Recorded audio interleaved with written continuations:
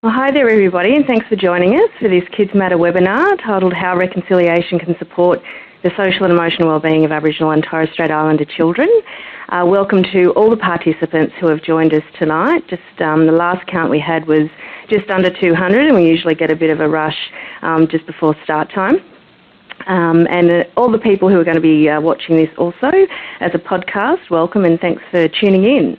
It's great to see people introducing themselves in the chat box and also see people are joining us from all over Australia to hear about the topic tonight. Feel free to say hello to us and let us know where you're located all throughout Australia. This webinar is run by Kids Matter, and we welcome not only the Kids Matter audiences, health community, early childhood and primary schools, but also the Aboriginal and Torres Strait Islander professionals within those settings, as well as communities. We'd like to move on to our first item, which is our acknowledgement of all the Aboriginal and Torres Strait Islander children and families. Kids Matter acknowledges the importance of the continued connection to culture, country and community to the health and social and emotional wellbeing of Aboriginal and Torres Strait Islander children and families. We pay our respects to the Aboriginal and Torres Strait Islander children who live, play and learn on the lands throughout this country, and to their families, elders and ancestors who keep their cultural identity, spirit and resilience strong. I'd like to take this opportunity to introduce our panel, I guess starting with myself. My name's Samantha and I am the Senior Project Officer at Kids Matter here at the Australian Psychological Society. I work on the Aboriginal and Torres Strait Islander projects. I'd like to introduce also Adam Duncan. Adam's a Biripi man whose ancestors are traditional owners of the Manning River region in New South Wales, and he's also an early childhood educator. Thanks very much, Sam. Nice to see you, Adam. I would also like to welcome Alex Shane. Alex is a primary school teacher by trade and a member of Reconciliation Australia's Narragansett Reconciliation in Schools and Early Learning. Hi, Alex. Hi, Sam. Hi, everybody. I'd also like to welcome Denise Rundle. Denise is a teacher and coordinator of a kindergarten in Richmond, Melbourne, Burundara Kindergarten. Hi, Denise. Hi, Sam. And finally, I'd like to welcome our final panellist, who is Tracy Simpson, and she's Kids Matter Early Childhood Consultant on the Aboriginal and Torres Strait Islander projects. Hi there, Tracy.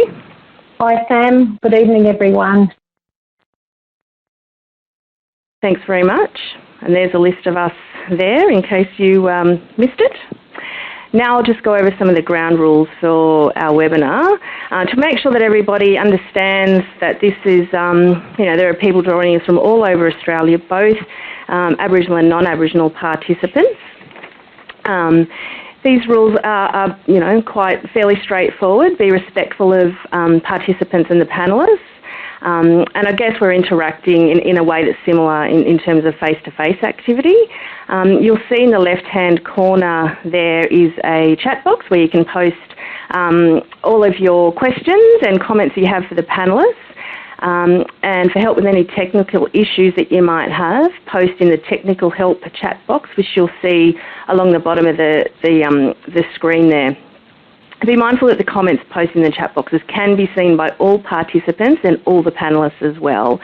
And please, I'll ask if you could keep the comments on topic. If you'd like to hide the chat, click on the small down arrow on the top of the chat box. And also your feedback is really important to us, so please complete the short survey, exit survey, which will appear as a pop-up when we exit the webinar.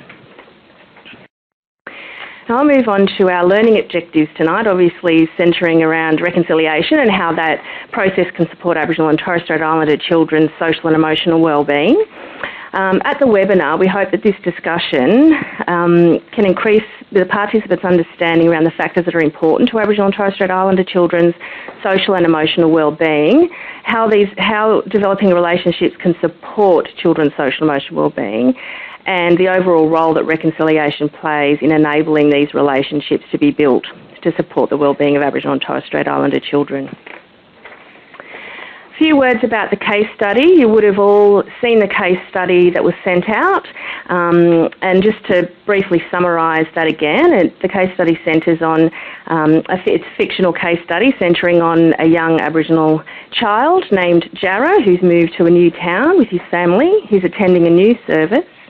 The service doesn't seem to have an existing relationship with the local Aboriginal or Torres Strait Islander community, and the staff within that service are having differing views around how to best support Jarrah and his family. I'd just like to add here that this topic of reconciliation in early learning, some subject matter can be quite challenging, and everybody is along on their own journey around reconciliation, both Aboriginal and non-Aboriginal participants. So I'd ask you to bear that in mind as well. We did have several questions come in from participants who registered for the webinar asking around trauma, some centring also on working with children in out-of-home care. So we've added down in the resources folder that you see at the bottom right-hand corner of the screen some specific Kids Matter resources around working with children who have experienced trauma. So we're not actually going to speak directly to trauma tonight. It's going to be more broadly around reconciliation and building relationships. However, we're mindful that people will have these questions. You'll find those extra resources down in the bottom right-hand corner.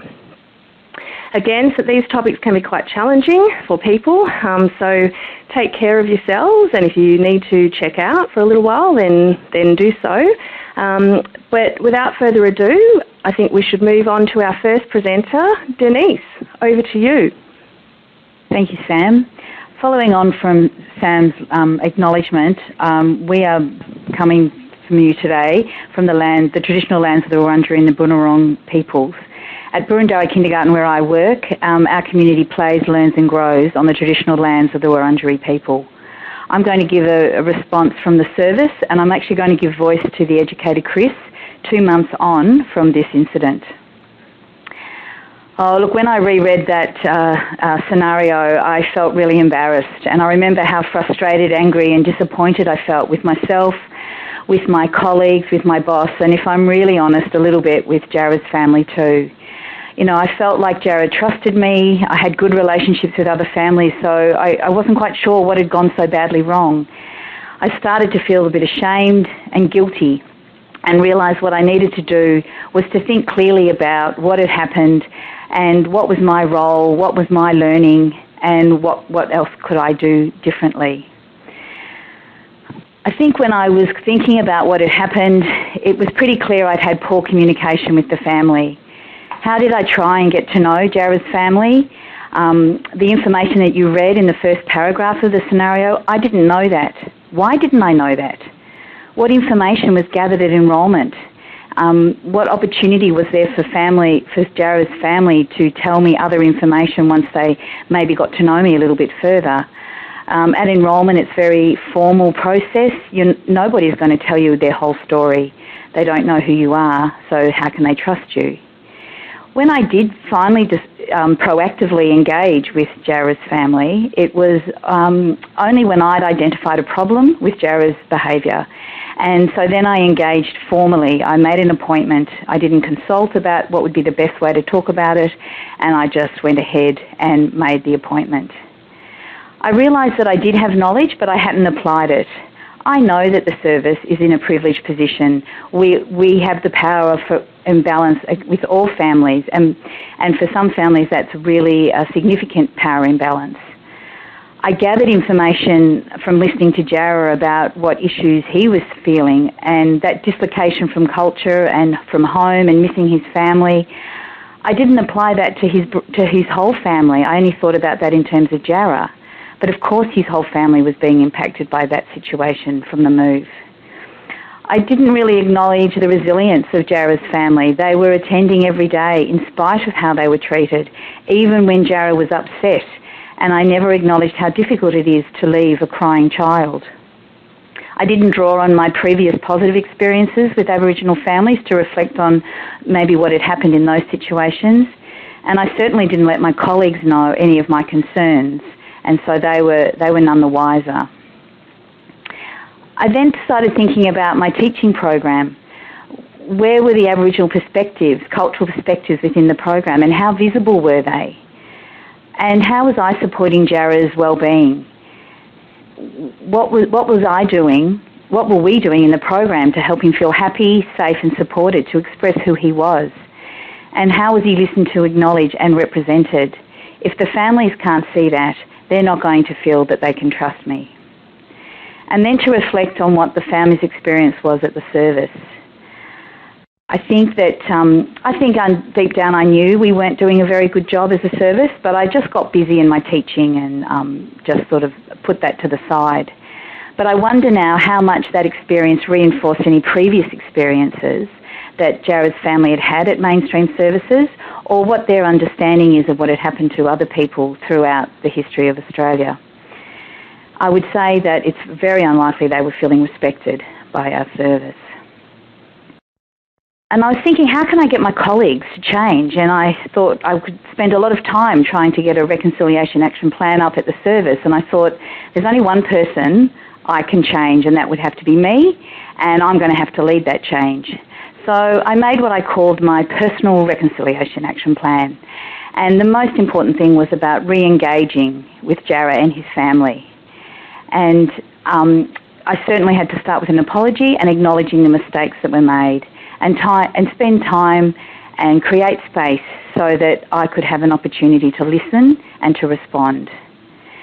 I committed for myself to have ongoing self-education on the broad issues in terms of contemporary life for Aboriginal people and the lived histories for people, as well as perhaps joining up with some other people so I didn't feel so alone, and using what resources were available to me through teaching standards and through curriculum and quality frameworks. I certainly needed to enrich my teaching program, and I also wanted to make sure that I involved all the children and the families within the group that I was teaching. So a couple of months down the track, Jarrah and his family are still attending. You know, he's a little bit happier, and we're talking a little bit more.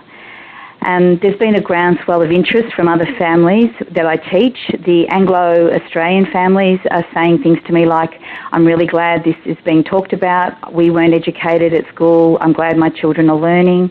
And for the migrant and refugee families, they say, of course we're on someone else's country, someone else's land. It's good for us to learn about it rather than from the television.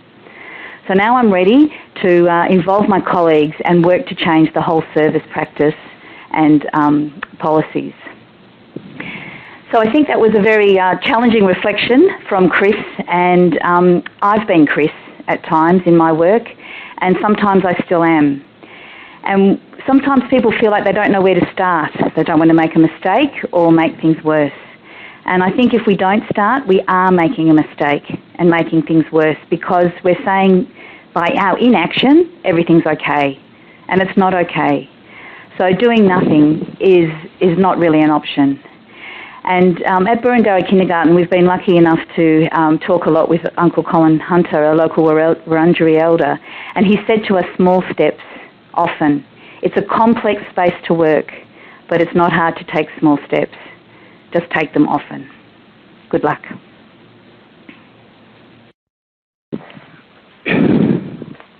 Thanks so much for that, Denise.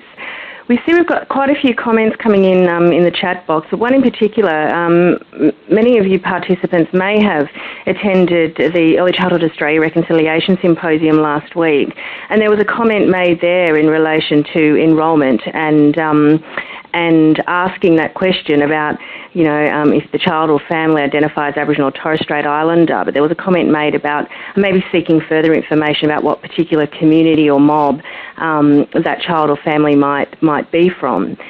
Another comment coming in for Denise, great reflective practice. Another comment, reflection is a very powerful tool for change. Denise, I just wanted to ask you a question specifically relating to some, perhaps some thoughts or ideas out there around, you know, the importance of, or the relevance of working in this space to include Indigenous knowledges, cultures and histories in the service if there are no Aboriginal or Torres Strait Islander families identified attending the service. Could you comment on that a little bit for us? Wherever we're working in Australia, we are on Aboriginal land. So it's really, from my way of thinking, it's irrelevant whether you have a representative of a community member at your service, you are on Aboriginal land, and this is Australia, and this is our history, and this is our future. And I think that where I work, sometimes we've had children who've identified as Aboriginal or Torres Strait Islander background, and sometimes we haven't. It doesn't change what we do. We always celebrate annually the NAIDOC celebration, and we find in our very diverse community, this is a linking community that everybody can relate to, because we are all on Aboriginal land and we can all celebrate that culturally together, and we're all equal. All the people of Anglo-Australian background and migrant and refugee backgrounds are equal when we come together to celebrate with First Nation peoples the NAIDOC celebration. So I think that it's not an option. Doing nothing is not an option. And Denise, we were talking earlier before the webinar started about NAIDOC Week and how it often falls in school holidays, and that some services might find that a bit challenging because it falls outside of school holidays, but your kindergarten actually celebrates that a little earlier. Look, we build up with that. It's not just something that happens in 1 week. It's something we're beginning to talk about with children and families now. We do celebrate it in usually the last week of second term on the Victorian term, which is usually the end of June. One advantage of that is it means that dancers are available, because it's actually not NAIDOC week, and it usually means that Uncle Colin Hunter is also available because he's not as busy.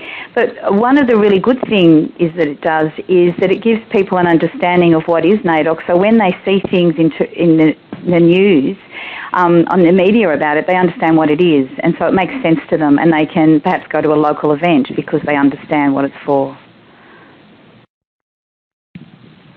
That's great. Thanks so much. Well, thanks, Denise. Now we'll move along to Adam from Reconciliation Australia, and there he is. Hi, Adam.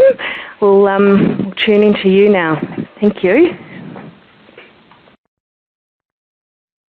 Hey guys, I just needed to get the audio working. Hello again. So I took a more traditional route when it came to addressing the case study. But before I get started with that, I'd like to acknowledge that I'm coming to you from Ngunnawal country in the ACT. So the structure of my presentation is based solely on the learning objectives, but very much through a cultural lens. As an Aboriginal early childhood educator, I found it pretty hard not to kind of view Jarrah's story in those terms. There was a lot of stuff throughout the case study that I found was unspoken specifically, but that informed my understanding of where Jarrah was at, and therefore the way he was being interacted with by Chris, and also the ways in which Chris was interacting with Jarrah's family. So, given that we know that Jarrah has come to the school 4 months earlier from the point of the case study, there's some really key and broad cultural aspects that could be impacting his social and emotional well-being. I kind of made a leap to suggest that perhaps he had left his country, given that his whole family has moved to this new community. So the loss of country is a big one. Belonging is an even broader concept, given that it kind of speaks to all these things in this list on this slide. Belonging to his kin, they make direct mention of the fact that he has had a very strong relationship with his grandfather, who taught him language, and he's no longer able to access that information and that knowledge. But also, probably most broadly, a feeling of lack of culture in a new service could definitely be impacting this behaviour that Chris is then contacting his parents about. In relation to the second learning objective, we've got a case here where the modelled relationships that Jarrah has been connected with are either quite fractured relationships, whether that be the relationship between Jarrah's mother and father, and this new fracture in Jarrah's relationship to his kin and country, down to the kind of more perhaps mundane relationships between Jarrah and Chris, which would be, I mean, at the best of times, a child who's 4 months into a new school will be having issues regardless of where they're from. But also the view that Jarrah gets of his mum's relationship to his teacher, the relationship Jarrah has with the school, the broader school, and of course school's relationship to mum. There's some pretty full-on stuff that you read in the case study around the way that Jarrah's mother is treated, and of course Chris's relationship with the school when she follows up on that. In relation to reconciliation, there's some really key elements that I pulled from the case study here that highlight the onus that is on us as educators to work with community and ensure that although reconciliation is often seen as the business of white people, and that Aboriginal people don't need to drive reconciliation, it's very important that we all come to the table. Of course, if the follow-up event when Jarrah's family descends upon the school was for what it kind of was hinting at, there's no positive outcome to be had there. We need to be focused on the fact that Jarrah is everyone's. Jarrah is at the key, at the foundation of everyone's care there. Mum needs to care for Jarrah, Chris needs to care for Jarrah, and of course the school needs to care for Jarrah.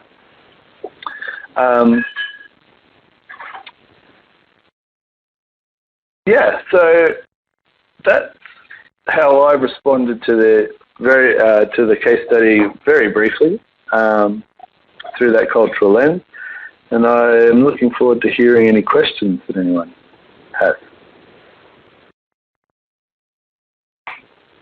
Sorry, Adam, I'm off air at the moment. Here we go, I'm back. Sorry about that. Worries, bit of a tech issue there. I was frantically sending a message, I'm off air. Here I am.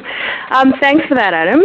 I found it, obviously it's very important, like you say, that reconciliation is everybody's business, and it is often seen as, I suppose, a white fella business rather than black fella business.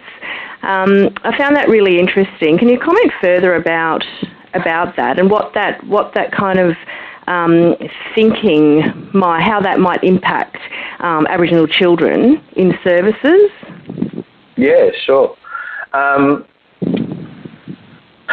think it's interesting when we're talking about early learning. It's somewhat different, but there is even I've witnessed cases where Aboriginal children in services are kind of encouraged to take their own, to make their own way in terms of the way they interact with their culture in the school setting, which is hugely problematic considering we're talking about young people who may or may not have a strong connection to their culture, a strong understanding of how their culture exists within a contemporary Australia.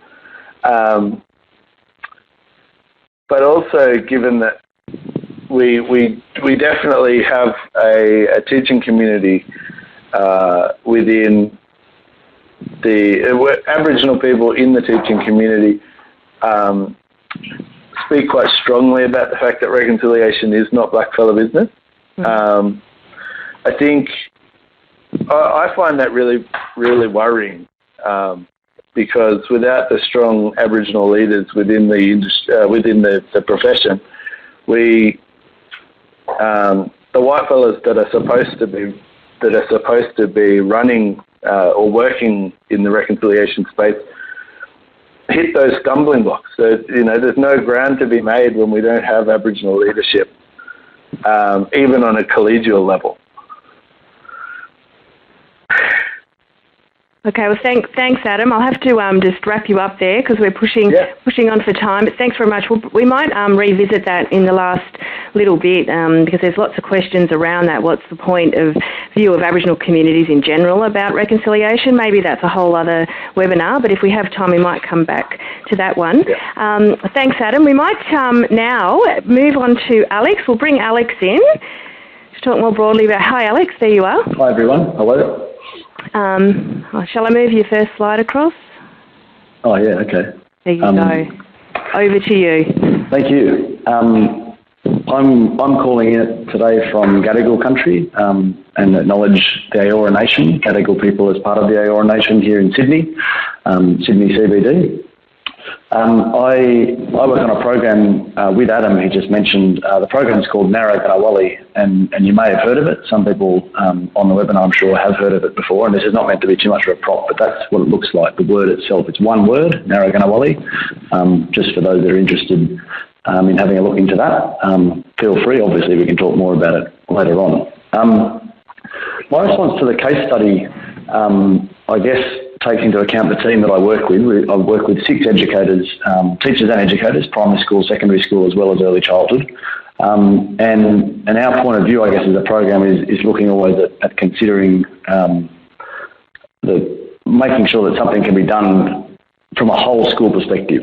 And I think the key here is that the response from Chris and Jara, of course, not from Jara herself, but Chris, around doing what she's doing. And I take Denise's point she made earlier on about the idea that developing a personal reconciliation action plan makes perfect sense, and it certainly does. But at the same time, there has to be a way to engage that whole school buy-in, and perhaps that would have alleviated a number of things in the case study. Certainly, if nothing else, the most obvious one, which was that the family arrived and was treated with no respect, essentially, by other members of staff, and essentially that could be the crux of where the relationship is broken down, and it's all about relationships. We have to remember that, and certainly always remember that everything in reconciliation is about relationships, and it's between two people. Our program, Narragarawali, is built around a framework, and I think the framework will help us all probably to understand this, and I'm going to try and do it as quickly as possible. The idea, of course, is action can occur in the classroom, and for those early child educators, absolutely consider that being on the floor, the idea of the teaching that you're doing in your services and settings. So in the classroom, things have to happen. We have to teach, definitely. Formal teaching and learning has to occur. But if that's not supported by what's going on around the school or around the early learning service, the ethos of the place, which is, I guess, coming to account of Jara's family arriving and feeling like they were doing something wrong by turning up for a meeting that they believed was absolutely organised and or they were ready and they really wanted to talk about Jara, then that's a problem. The classroom teaching may be great and the classroom teacher may be doing a great job, but if that doesn't extend around the school, then we've got an issue. And if that then also clearly doesn't flow to the community, and that's not just the community, meaning the Aboriginal and Torres Strait Islander community, which is often the what that word can mean when we're talking about Aboriginal education, it's synonymous. The word community can often mean that. We're talking about the community of the whole school, that whole wider community. Everybody that's on board. So if we've got all three of those things happening, and if this school or this early learning service was engaged in whole school change, then there'd absolutely be a whole bunch of opportunities to engage more than just perhaps Chris in that relationship building. Relationships, respect and opportunities is certainly another way to consider and a framework, and bear with me because I'm flying through these slides. I'll put them together now for everybody. Essentially, you can see relationships, respect and opportunities down the middle, classroom, school, community down the left-hand side. And I think the importance here of getting and reiterating the importance of that whole school approach is pretty clear. I hope it's clear to everybody here and it's quite evident. These are just some sample actions, the sorts of things that need to happen in order to engage as a whole school or an early learning service in I guess, reconciliation. That's just 14 of what we have as basically the minimum. That's what we would expect. Every school and service in Australia can do these things. And so the question that came through earlier while Denise was talking, and people I'm sure are asking, what do we do about relationship building, we're not sure of who our community is, etc. No matter where you are in Australia, you can do these things. I'm not going to leave it up there for that long, but you can certainly find that on our website and or ask a question later to have a look. There's 36 things, and this is not meant to be daunting, but there's 36 things that you could be doing across our whole service, and that again is something that certainly should be reassuring about all the sorts of things that you can do. A lot of them are built around relationships and making sure that we then develop those relationships and respect. I think also, it's important, I guess, to acknowledge the role that the school plays and the service plays, but also to reconsider the protocols and the processes that may well be governing the way that school operates. We do things very much on our terms, and when I'm saying our terms, I guess I'm meaning Australian society's terms, which are generally shaped around a very non-Indigenous, in fact, a male heterosexual view that is certainly there, non-Indigenous man, and that's a clear part of our dominant culture of our society. And so we have to reconsider perhaps some of those things for many different aspects of culture that we work with in our schools and services. Today we're talking about Aboriginal and Torres Strait Islander cultures and people. We have to understand that the things that we're doing are perhaps not being done in a very good way, and let's reconsider the way we operate as a school or a service. I just thought I'd leave you all and certainly then open up, and hopefully there'll be some comments and questions and generate some discussion. But essentially this idea of reconciliation, and what does it mean? Adam touched on the idea that it can mean lots of different things to lots of different people, and that's true. Reconciliation Australia has released a report recently called The State of Reconciliation in Australia. And again, I feel like I've got props, but this is the report itself. It's available on our website, and I'll certainly put the link up for everyone to have a look at that report. That report has basically helped to bring some language around this, and this might be the sorts of language that you wanted to use in your schools and services to talk with staff. What is reconciliation? So you don't have to get into this deep conversation on your own and attempt to define it and talk about whether there was an original conciliation, therefore why are we reconciling? There was nothing, initially, therefore it's not the right word, it should be called something else. Let's move past that and certainly equip you as a teacher or an educator to move past that. And perhaps Chris in the case study would be able to move past having to defend things on her own and doing it on her own when you can tap into resources like this. A nicer way probably to look at that framework is to think about it as 5 equal parts. Relationships at the top left, race relations or relationships. The word race relations relates to lots of international studies and information around the idea of reconciliation. Equality and equity, it's a pretty obvious one. Historical acceptance, the very important aspect, which is the idea, I'm sure it speaks for itself, but that idea that we need to really acknowledge in Australia our own history and accept the wrongs of the past and commit to not committing those wrongs again. And of course, institutional integrity, which is a really important part, and certainly you can see the early learning service or the school is a big part of having integrity around institution. The institution of itself, has to operate with integrity, and of course unity, which is acts of unity. Things of people coming together. It doesn't mean we are all united and that's the end result. It just means there are acts of unity occurring all the time, doing things together that celebrate and talk about Aboriginal and Torres Strait Islander people's histories, cultures and contributions as being a proud part of our shared national identity. Thanks, Sam. Thanks so much, Alex. That's great. There's lots of questions coming in now, particularly around leading on from what Adam was speaking about for sure. But we might have to hold those to the last 20 minutes because I am keeping time. So definitely, and I've got a particular question I want to ask you as well. But for the meantime, we'll move on to Tracy Simpson. Tracy's going to talk to us now about the Kids Matter framework and how by working through the Kids Matter framework you're supporting children's social and emotional wellbeing, linking that to the bigger messages of reconciliation as well. Tracy, over to you. Thanks, Sam. Before I start, I'd like to acknowledge the traditional custodians of the land where I'm working, and that's the Great Wiradjuri Nation.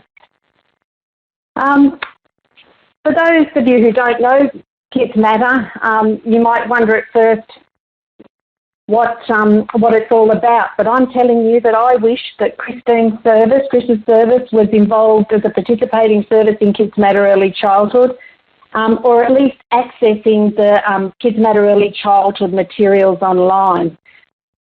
When you look at the guiding principles of Kids Matter, you'll understand why I say that. And the first thing that comes to mind is that out of the list of guiding principles there, early years are the critical time for development and wellbeing for the whole of your life, and that children develop mental health within sensitive, nurturing and responsive relationships, that families are recognised as the most important people in children's lives, and that parenting and child development occurs within a diverse range of family systems, values and beliefs.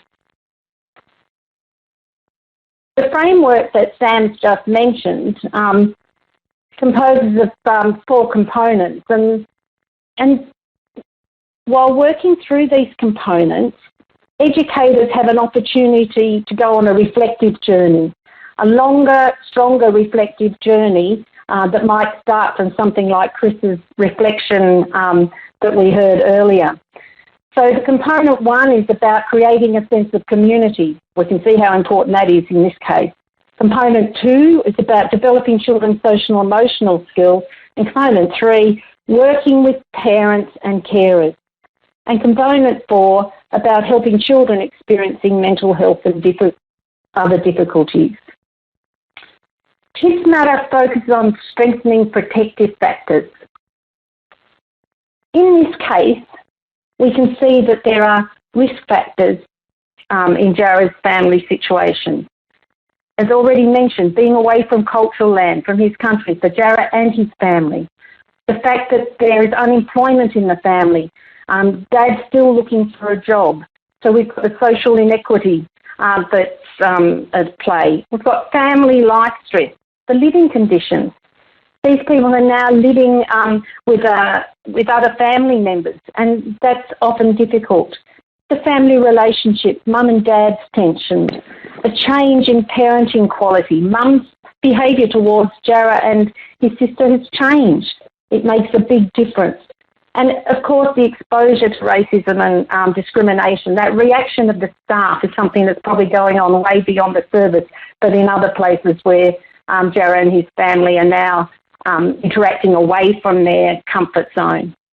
So the protective factors that we would emphasise in looking through a Kids Matter framework is that we would acknowledge and act on valuing family, valuing cultural identity and spirituality, finding ways to connect to land, and that might be through stories and communication in curriculum, but through the family.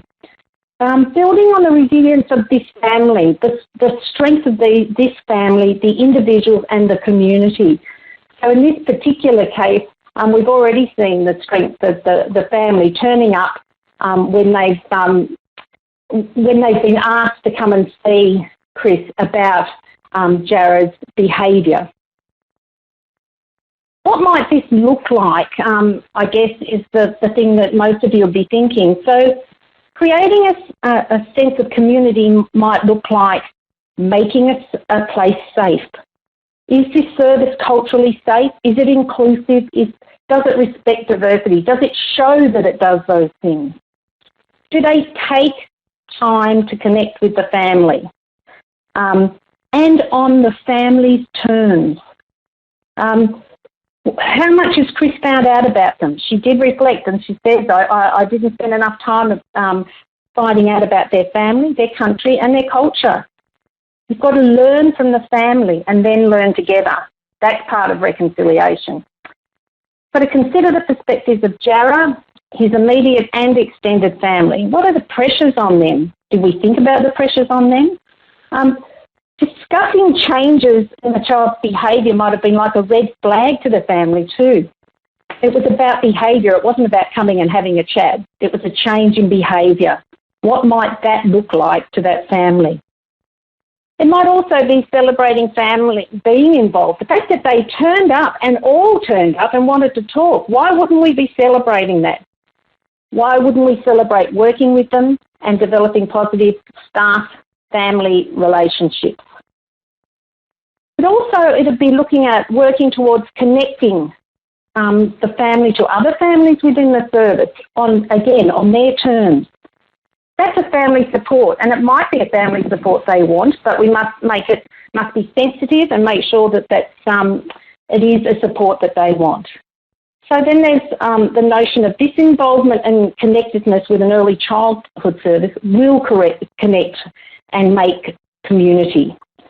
Being treated just like everyone else maintains the status quo. In fact, we've got to grow. We've got to grow a community that's different, and that's part not only of the Kids Matter framework, but any discussion about reconciliation.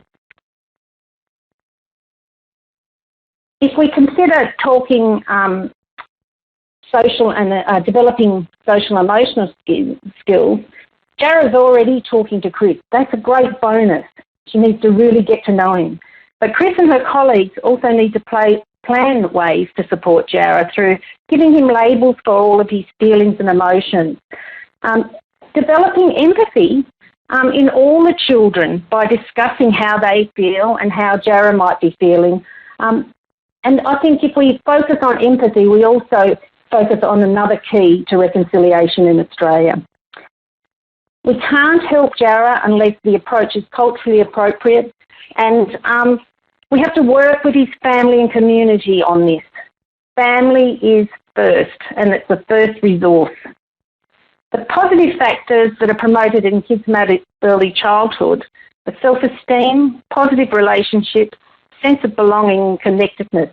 And this needs to be planned, and this would be planned in the Kids Matter action plan, which would go along other plans in the services. In Kids Matter early childhood, recently we stopped and brought Aboriginal ways of being, knowing and doing to our work to make mental health and wellbeing messages more accessible to everyone. These ways of knowing can help you too. We have other resources such as action charts, Yarning Up podcasts and the Learning on Country ebook, which reflect a different way of looking at the Kids Matter framework and putting it into action. Commitment to actions is part of the commitment to reconciliation. This service could work on their ways of knowing, being and doing as a service commitment to social and emotional well-being of Jara and his family, and then look at all the other children and families. But in fact, what they should do is do those things side by side. We're all responsible for making Australia whole.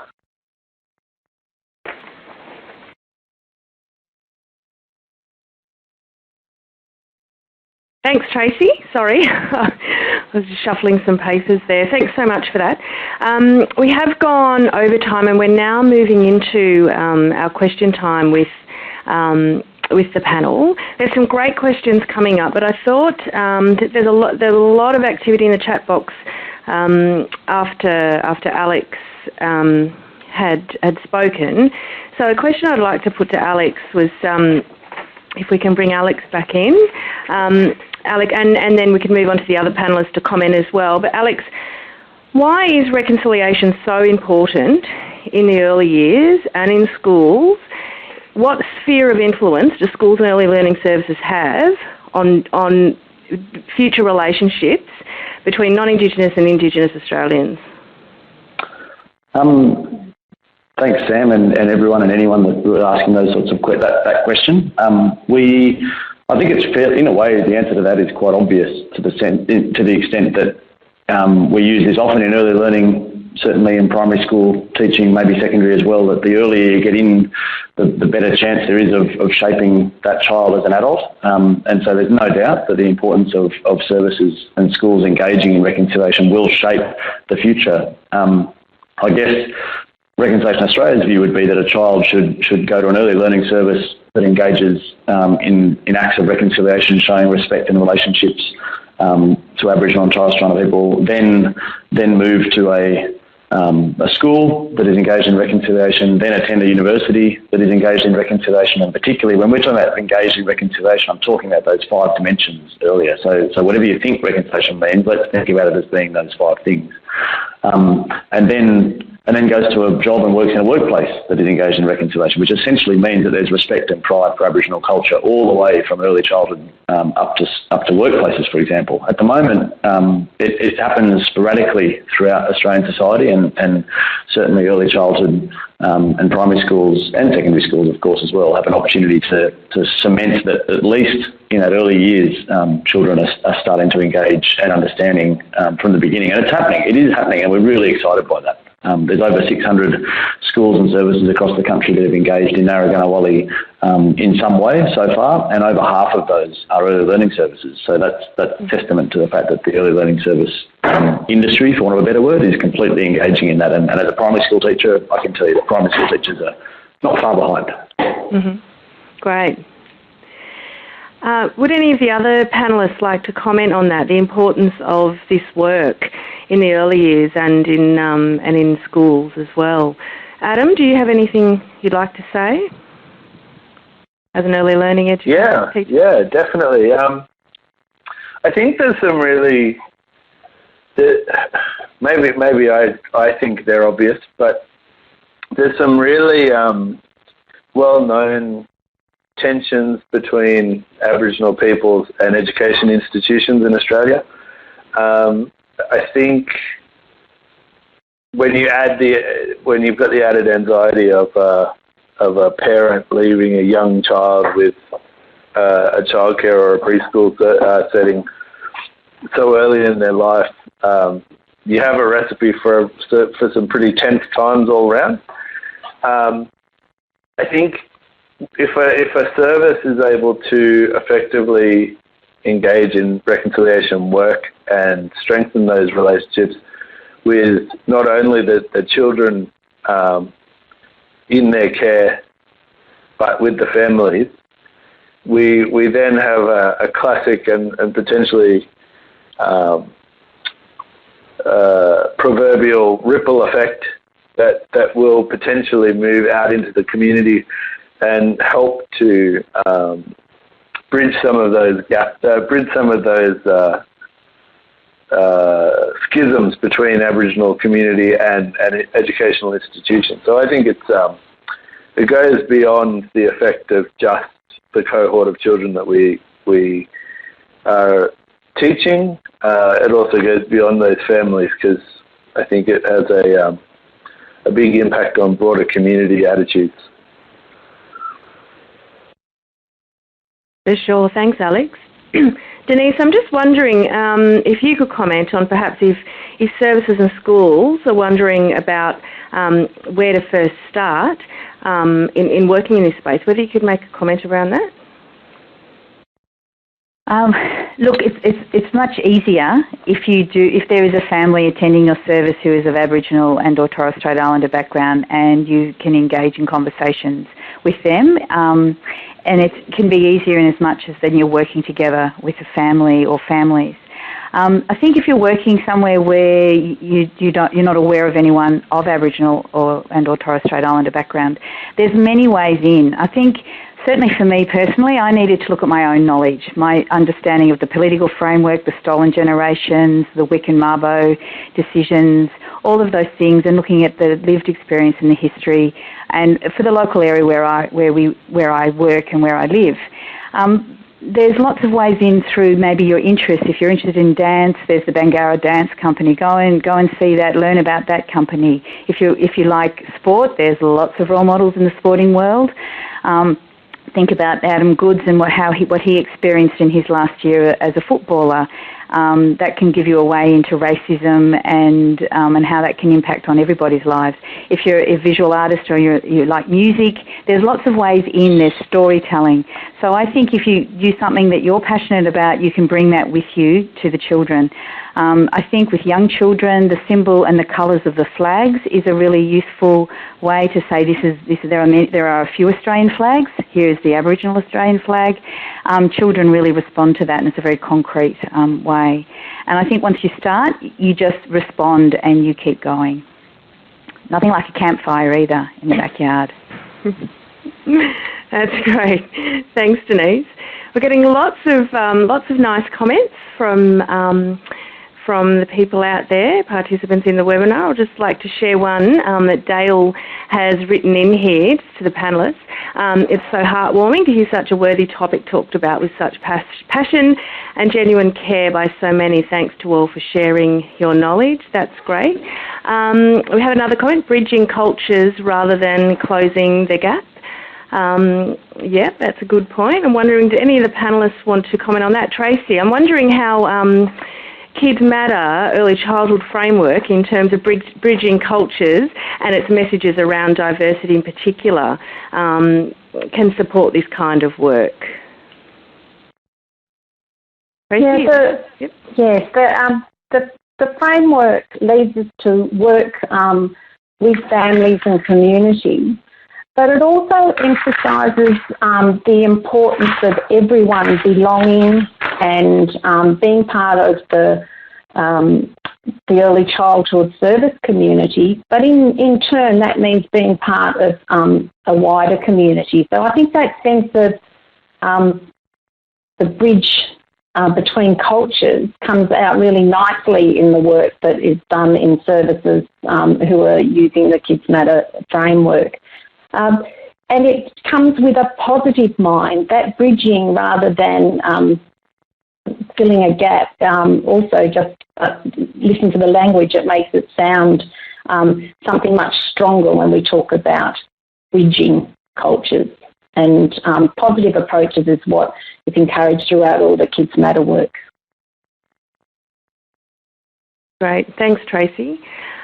Just another comment that's come from one of the participants is a reminder that Aboriginal and Torres Strait Islander Children's Day is on the 4th of July, but I think it's actually 4th of August.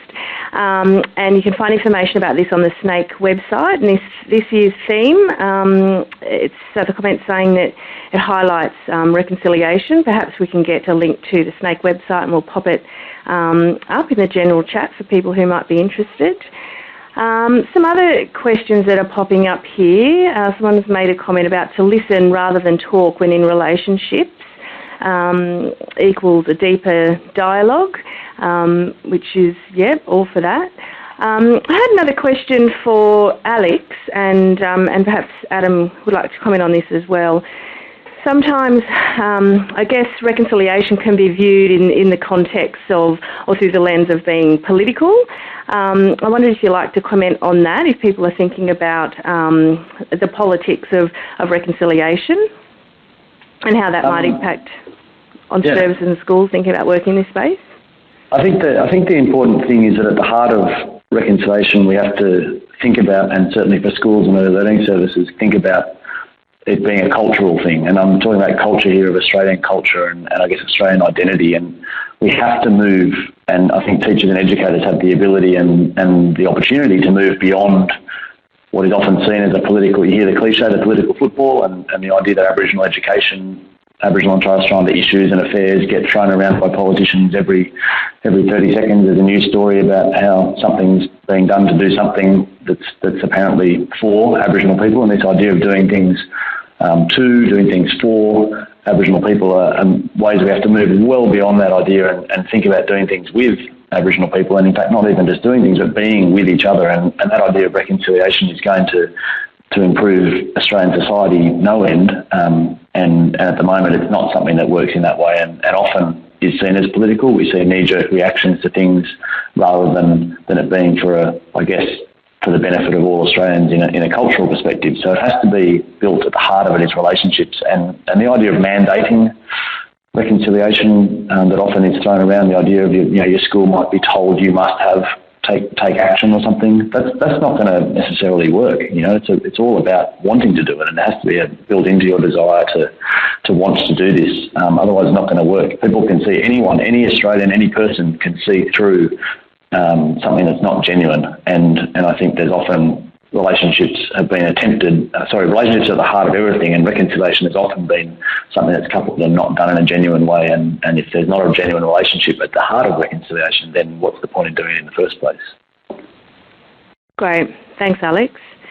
Now we might move into another theme of some questions that were coming out of registrants who had registered. You get the option to ask some questions. And one of the themes is about embedding Indigenous cultures, histories and perspectives within the learning program, with either in the school or along daycare or a kindergarten or family daycare. How to do that respectfully and not offend, and what are some ideas for how you might do that? We could maybe cross to you to start with that, Denise, and then we might move on to Adam to comment on that. Look, we've been talking a little bit about that at Burundara Kindergarten, and we realised that the children that we worked with could identify many farm and domestic and animals and African animals that could not identify many Australian Indigenous animals. And so we've made a really conscious effort to make sure in our imaginative play spaces, both inside and outside, there are lots and lots of Indigenous Australian animals, and then with the gum trees and the native plants that go with that, and that just immediately brings you to Australia. It brings Australia inside to your classroom or into your backyard. And in terms of letting children play with sticks, drawing in the dirt, collecting stones, using natural materials in that very unstructured, free way, perhaps going camping, having campfires, pretending to cook your mud pies over your fire. So very simple activities that everybody can do. If you're doing that mindfully, thinking I'm beginning to introduce different ways of knowing, different ways of being. But I think you always need to overlay that with some information for families and also some formal information about Aboriginal people being the first peoples of Australia and what country you're on, and acknowledging, that where I work on the traditional lands of the Wurundjeri people, what that means, and who are those people. So I think you can do a lot of activities or experiences, but you still need to do some intentional teaching alongside that. Sure. And Adam, what are your thoughts about that, including Indigenous knowledges, perspectives, histories in the learning program? But I'll extend it even a little further for it to be sort of embedded. How do you keep those things embedded daily, weekly, and not just sort of, feeling like you're getting it wrong and then taking a few steps back? It always feels a bit. Always feel a little uncomfortable answering questions like this, only insofar as it can come across as quite easy for an Aboriginal educator to do that, given that it's almost inescapably linked with educational practice. So short answer is, I guess, that I find that it is very much influenced by the culture of the educator, and that this is not an ethnicity thing. I mean, Alex mentioned the importance of culture shifts in the reconciliation space. I think it's very much the least helpful way to word it, I guess, is that if you've already made that culture shift and you are solid within your reconciliation work, you're likely to be embedding it kind of almost accidentally. A more practical answer, I guess, is that in relation to what Denise was just saying, and also probably harking back to the question on politics, I think the being an Aboriginal person in Australia is inherently political. So that includes young children's place in the early learning space. But very much, what I find is focusing on the contemporary. So things like the controversy surrounding the treatment of Adam Goods, the introduction of Pat Dodson as a senator, things like that sound a little bit potentially highfalutin for young children, but we have found in our practice at the service that I work at that kids are really engaged with things that they notice on the news when mum and dad are watching, and they ask questions about that. When they're able to then relate to those contemporary issues, they have a stronger understanding of the way or the ways that Aboriginal and Torres Strait Islander people are in our society, and they have a much greater foundation to be working from as they move forward in their educational career. Great, thanks Adam. We've probably got time for just one more question before we move on to some final messages from the panellists. And another question that's been popping up, I suppose, quite a bit is how do you go about approaching Aboriginal community members, Aboriginal organisations in a respectful way? How do you know about finding out how to do that? Wondering if perhaps Tracy, you'd like to kick off with that discussion? Yeah, sure. It is a question that people ask over and over again, and it is and some of the reasons for asking that question over again is that there's a bit of fear. But I think the first thing I learnt many years ago was that you look for families that you might connect with first, or families who know another family, and through an early childhood service that can be really helpful. Of course, you'll look for the local Aboriginal Lands Council connection, and you might just have to be patient while you find the right person to speak to. And in some locations, you might need to look a little further afield to make that connect. And that there are times when you might need to look a little differently. Maybe there's an Aboriginal health service and someone there will be able to give you a hint to someone else you might need to talk to. And I think that's really important, because all that journeying in finding how to connect is part of the learning as well. There are lots of contact details for lands councils online.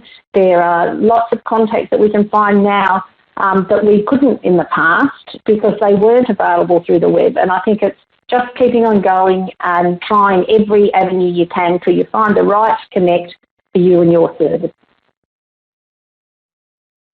Sure, thank you. And of course, I think that issue that you raise about being a little bit fearful and not wanting to get it wrong, I guess it is a sensitive issue. I noticed when we were talking before about the and the enrolment process, and why didn't the service know about Jarrah not being Aboriginal himself or his family, or why didn't he identify? And I was reflecting on some comments that came out of the ECA Reconciliation Symposium around asking about going a bit further and asking about particular mob or country that the child or family might be from. And one of the sensitivities, and I noticed that a participant had commented in the chat box as well, is that this can be a sensitive issue for Aboriginal children and families and communities in particular because of issues around the stolen generations. A lot of people are still trying to find their way back to family. So it is a bit of a, it is a sensitive issue, but to approach those things delicately, and certainly if you make those broader connections with community organisations and sort of the lay of the land in terms of the Indigenous organisations in your area, would be a great way to start building those relationships. So we are running out of time, our last sort of 15 minutes. We might throw to the panel just to have some final comments and key messages that they'd like the participants tonight, the webinar, to take away. Denise, can we move to you first to make your final comments about tonight's webinar and some key things that you'd like people to take away? Look, I think it's really important we create safe and secure spaces for all children, and particularly for children, Aboriginal and Torres Strait Islander children. And I think tonight I've tried to sound certain because I've been on a webinar and I've been thinking what I need to say. But I spend a lot of my time feeling uncertain and being uncomfortable and staying with that because of my background being an Anglo-Australian, born and bred in Melbourne, and from my education, I am often uncomfortable, I'm often uncertain. And so to stay with that and to also know that if I'm uncomfortable, that probably means I'm about to learn something. That's a great reflection, Denise. Thanks very much. We'll move on to Adam. Adam, any last comments or any key points that you would hope that the participants would take away with them tonight? Yeah, just probably reiterate that need to always reflect on the potential worldviews that you might be interacting with on a daily basis. Try and look at things through a cultural lens if you're feel capable of doing that. But I guess a big part of it too would be to echo Denise's points. You know, as an Aboriginal early childhood educator, it's not easy. You know, that doesn't make it easy. It's not about Aboriginal people knowing the way. And so, yeah, I guess keep that in mind when you're thinking about this as well. Don't expect your communities to have all the answers you're looking for, because it's definitely a two-way street. Indeed, and that, I guess, that's what you're saying, it's reinforcing the importance of relationships and working together. Thanks, Adam. We'll move on to Alex now. Alex, any key points that you'd hope our participants to take away tonight? I think just following on, and I can't help but continue this conversation or continue the line which Denise has mentioned and Adam's then supported, and I really think if we look at Australian society, we need to look at ourselves collectively, and in order to understand who we are as Australians, we probably need to look at ourselves, and I'm talking about us individually. And so this idea of reconciliation is often seen as being something where a non-Indigenous person says, I'm going to go and develop a relationship with Aboriginal people because I think it's important, which is a perfectly valid thing to be doing. But perhaps it is important that everyone stops and has a think about who they are, and as Denise said, be comfortable with being uncomfortable, I guess. Realising that we haven't accepted a lot of the histories of the past in our nation's history, in terms of definitely for the last 230 years, and the fact that there was 60,000 years prior to that, which we hardly really tap into. And so that idea of identity, I guess, is built around it, and that means looking at ourselves, all Australians looking at ourselves and understanding who we are.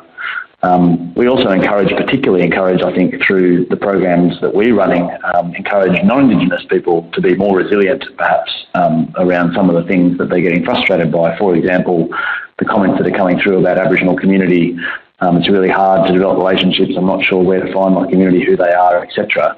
Non-Indigenous people need to be very resilient and continue to work through that process. I know it's a hard thing perhaps to hear, but the reality is there's been 230 years at least of systemic damage done to those relationships that you are not going to fix in 1 second by picking up the phone and calling an Elders Council. So be really aware of that and continue to be really resilient would be one of my closing remarks, I guess. Great. Thanks, Alex. Great point to end on with your comments. And any final words, Tracy, any final key points that you'd like the audience to take away tonight? Yes, I'd like to emphasise, as the other speakers have, about the focus on yourself and what you know and what you feel and what you're going to do about reconciliation, and keep in mind that everyone's social and emotional well-being, young children's right through to adults, is going to be impacted on as we work towards reconciliation. And we need to keep a focus on everyone's social and emotional well-being in this journey. Thanks, Tracy. And I might just keep you on there for 1 second. And say thank you very much to all the panellists for the great job that you've done tonight, and doing it in a time leading up to National Reconciliation Week, and of course the Reconciliation Symposium for Early Childhood Australia ran last week. It's been a really busy time for everybody, so to take the time out to share your expertise with us tonight has been amazing. I can tell by lots of comments that are coming through that it's been really valued, so thank you very much. As you know, this webinar has been brought to you by Kids Matter, and I'm just wondering, Tracy, if you'd like to comment if anybody's looking for more information about Kids Matter, where they could go to find that. And we'll have a slide that comes up on the screen as well when we get our slides back. There we go. You can look up Kids Matter online, and when you go to the website, you'll find lots of ways that you can connect with our resources, but also make connection with our facilitators in your state. And I encourage you to have a really good look at Kids Matter and see where you can make a connection. And we'll get back to you when you either come onto Facebook or make contact through email or online in any way. So it's a space where you can keep yarning and keep doing good things. Great, thanks Tracy. And as you can see there on the slide, I think they'll be available as well down in the resources folder in the bottom right. To find out more information about Kids Matter, all the links are there, the ones that Tracy just spoke to. Kids Matter is a children's mental health information site for primary schools, early childhood services, health and community professionals. You'll be able to find more information there about the Kids Matter framework, and also a whole lot of resources that we have on there in relation to applying an Indigenous lens, I guess, to a lot of those resources and the framework. There's a lot of Aboriginal and Torres Strait Islander resources on there that Tracy spoke to in her presentation as well.